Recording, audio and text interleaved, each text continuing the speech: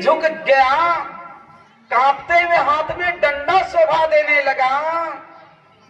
सब कुछ गड़बड़ हो गया, लेकिन अब भी भक्ति की ओर नहीं झुक रहा है लोग।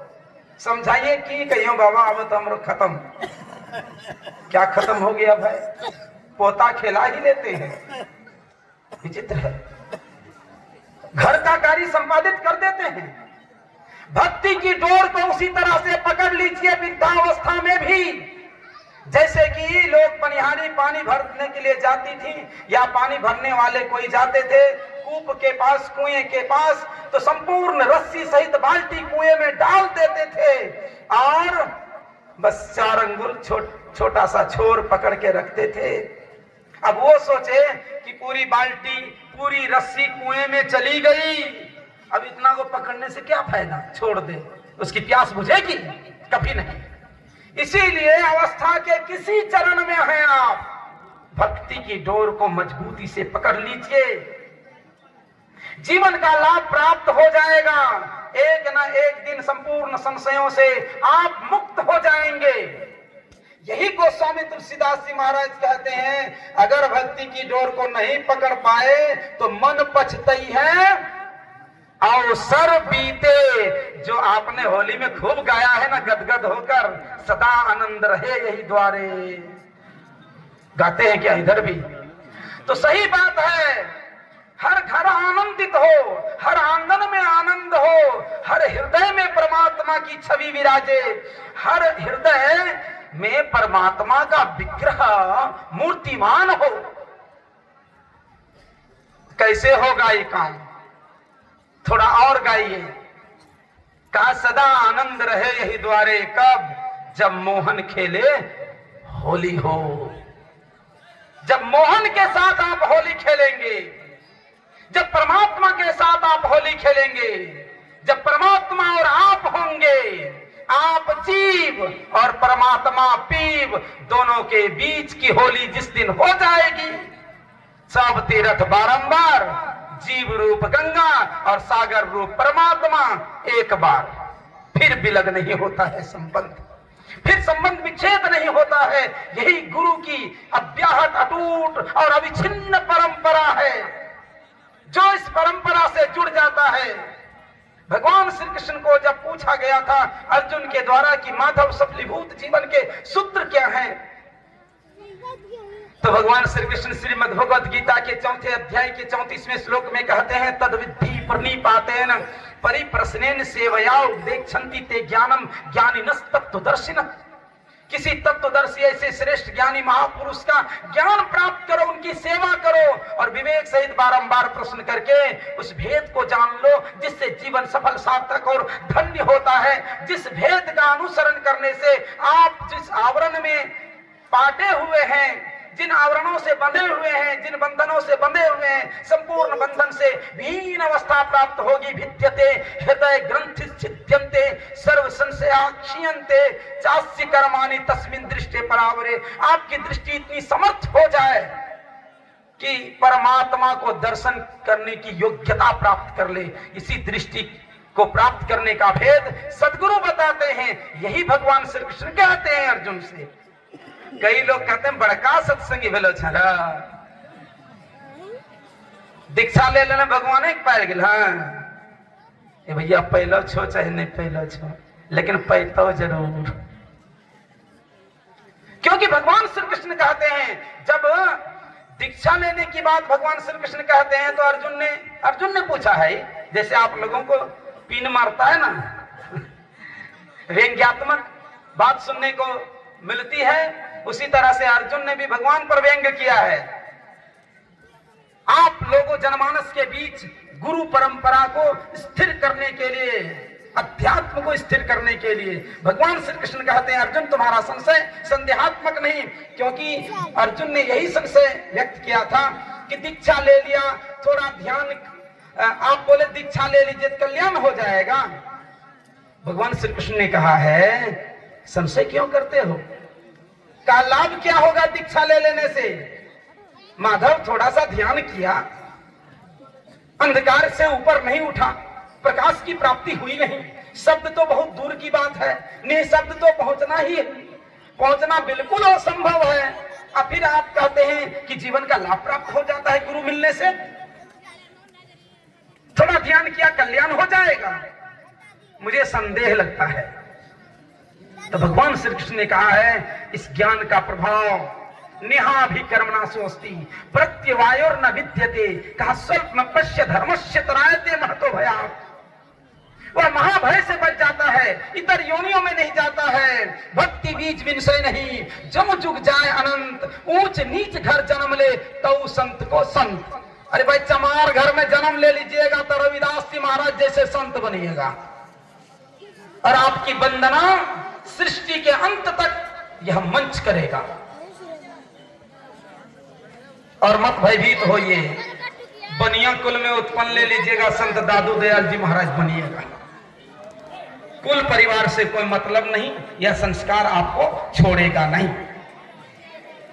तो लाभ जब जानने की इच्छा होती है तो भगवान श्री कृष्ण श्रीमद् भगवत गीता के 6ठे अध्याय के अंतिम चरण में कहते हैं प्राप्य पुण्य कृताम लोकानुसित्वा शाश्वती समाहा सुचिनाम श्रीमताम गेहे योगा भ्रष्टो भी जायते अथवा योगी नाम कुले भवती धीमताम एतद्धि दुर्लभ तरम लोके जन्म यदि दृश्यम। अर्जुन जानना चाहते हो, जो दीक्षा लेके थोड़ा भजन किया, अरे शरीर छूट गया, मर गया, उसकी अधोगति हो जाएगी, असंभव है। वह स्वर्ग का महासुख उपभोग करेगा। बहुत वर्षों तक गीता में लिखा हुआ है कि बहुत वर्षों तक स्वर्ग का सुख उपभोगोपरांत, वहां बहुत वर्षों तक सुख उपभोग के उपरांत कोई शरीर मिलेगा उसे, तो मनुष्य का शरीर मिलेगा। क्योंकि सिंहनी का दूध किसी भी पात्र में नहीं टिक सकता है बजाय स्वर्ण के।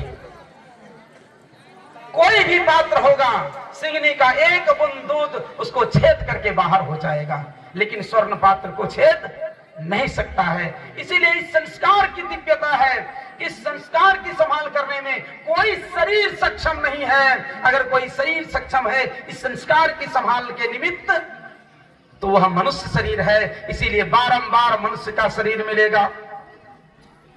अब मनुष्य का शरीर मिलेगा तो कहां मिलेगा? कहा सुचिनाम श्रीमताम गेहे, पवित्र, सुचिनाम पवित्र, श्रीमताम मतलब धनवान, अज्ञेय मतलब घर में, मतलब ऐसे घर में जो पवित्र हो, धनवान हो, ऐसा घर में जन्म होगा। मतलब ऐसे कुल में जन्म होगा। धन संपत्ति तो हो, संभव है, धन संपत्ति होगी, धन होगा, संपत्ति होगी, लेकिन वहां संपत्ति के मद में लोग व्यभिचारी नहीं होगा। संपत्ति के मद में लोग, वह संपत्ति जो अध्यात्म से संयुक्त होकर अर्जित होती है, वह संपत्ति आपको नशा पान करने के लिए आपको दुकान तक नहीं जाने देगी। वह संपत्ति आपको जुआ नहीं खेलने देगी। वह संपत्ति आपको वेश्यालय नहीं जाने देगी। वह संपत्ति आपको पापाचरण को प्रवृत्त नहीं करेगी। इसीलिए संत महात्मा लोग कहते हैं पवित्र श्रीमान कुल खानदान में जन्म होगा और उत्तरोत्तर विकसित करता हुआ यह संस्कार विकसित होता हुआ बारंबार मनुष्य का शरीर, उत्तम कुल खानदान, श्रेष्ठ परिस्थिति, अच्छी फैसिलिटी परमात्मा के द्वारा मिलेगी। यह सुविधा तब तक मिलेगी जब तक आप अनंत अपार परम पिता परमेश्वर सर्वसत्ताधीश जगन नियंता को देख नहीं लेते, उनका साक्षात्कार नहीं कर लेते। यही वो संस्कार की महिमा है। अब लगता है कि पूज्य बाबा से सुनेंगे क्या?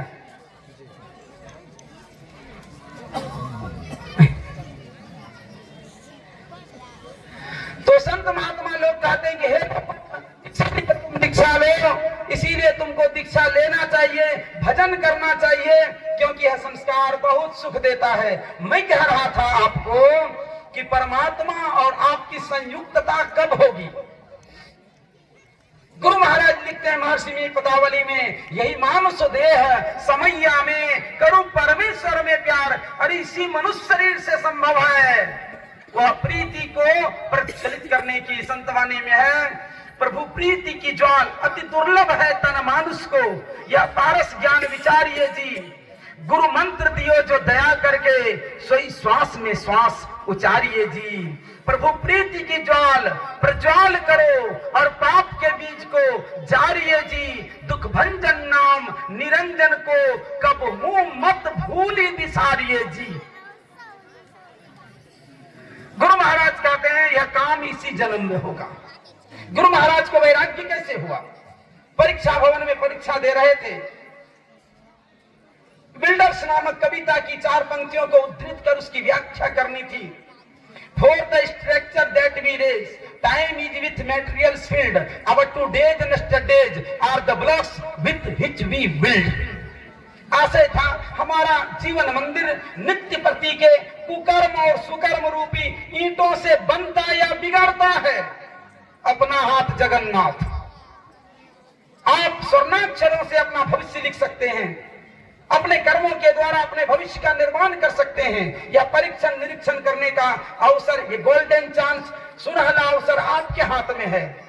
तो आशय कहने का नित्य प्रति के कुकर्म और सुकर्म रूपी ईंटों से हमारा भविष्य बनता या बिगड़ता है। बुद्धिमान को चाहिए जो बहुत होशियार अपने आप को समझते हैं। एक होशियार लड़का चला गया एक बाबा जी के पास, कहा कि बाबा हमको एक बहुत खराब आदत लग गई है, छोड़ नहीं पाता हूं, क्या करूं? तो साधु आदमी सीधा सीधा वो बोले कि अरे बोलोगे तब न, क्या हुआ? क्या छोड़ ही नहीं पाता हूं बाबा, करूं क्या? बड़ी गंदी आदत है। तो महात्मा जी ने कहा लगता है कि कुछ चतुराई प्रस्तुत करना चाहता है।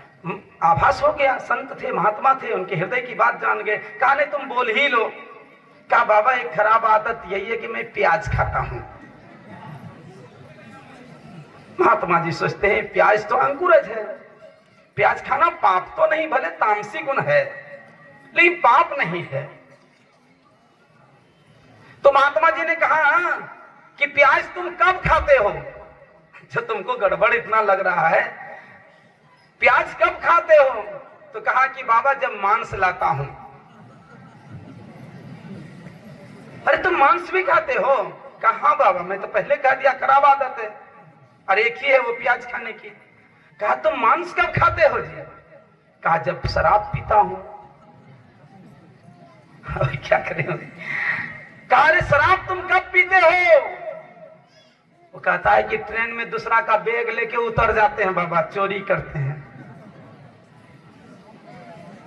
कहा कि चोरी तुम कब करते हो? कहा जुआ में हार जाता हूं तो क्या करूंगा।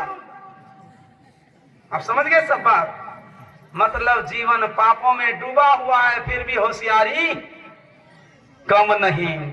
संत महात्मा लोग कहते हैं कोई चतुर न पावे पार, इस तरह की चतुराई वाले पार नहीं पाते हैं।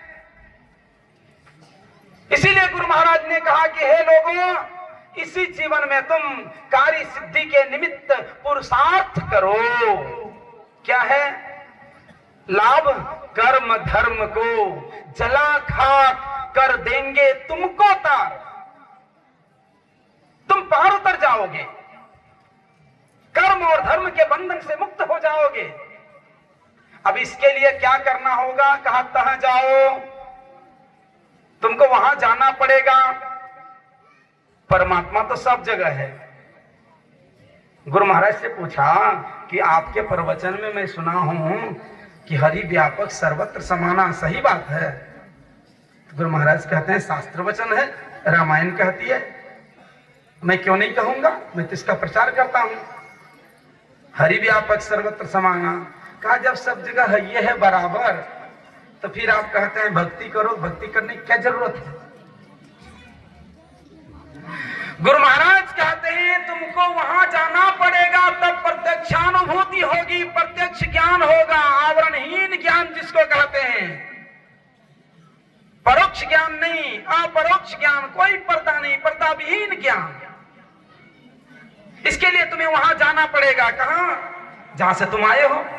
कहवा से जीवाइल, कहवा समाइल, कवन गढ़ कैल मुकाम, कहां में लपटाइल। अरे जो परम तत्व आदि अंत अंत रहित असीम अजन्मा अगोचर सर्वव्यापक और सर्वव्यापकता के परे हैं, उसे सर्वेश्वर सर्वाधार मानना चाहिए। और उस परमात्मा के हम अभिन्न अंश हैं। ममैवांशो जीव लोके जीव भूतः सनातन।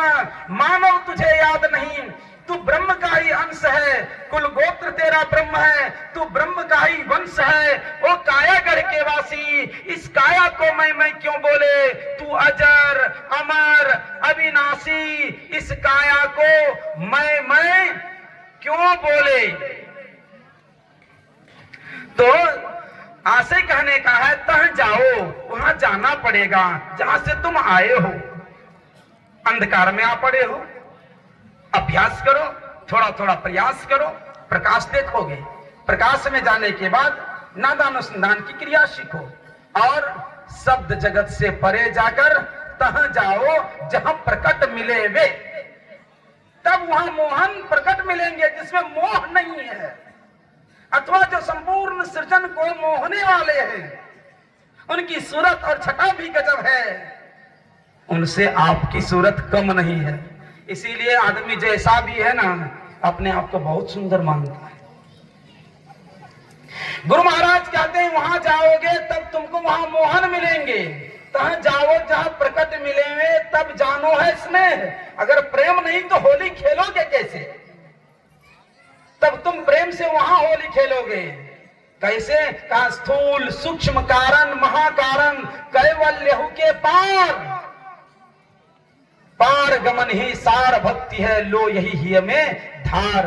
हृदय में बैठा लो कि पर्दों से परे जाने का तरीका गुरु से सीखकर भजन करके अंधकार में एक टक देखने की जो कला है, ये बिंदु ध्यान है, भली भांति समझना चाहिए।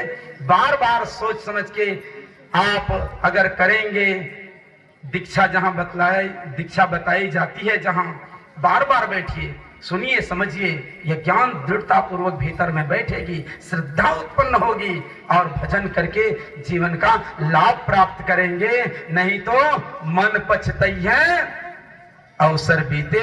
और अब पूज्य बाबा से सुनिए, बोलिए श्री सद्गुरु महाराज की जय।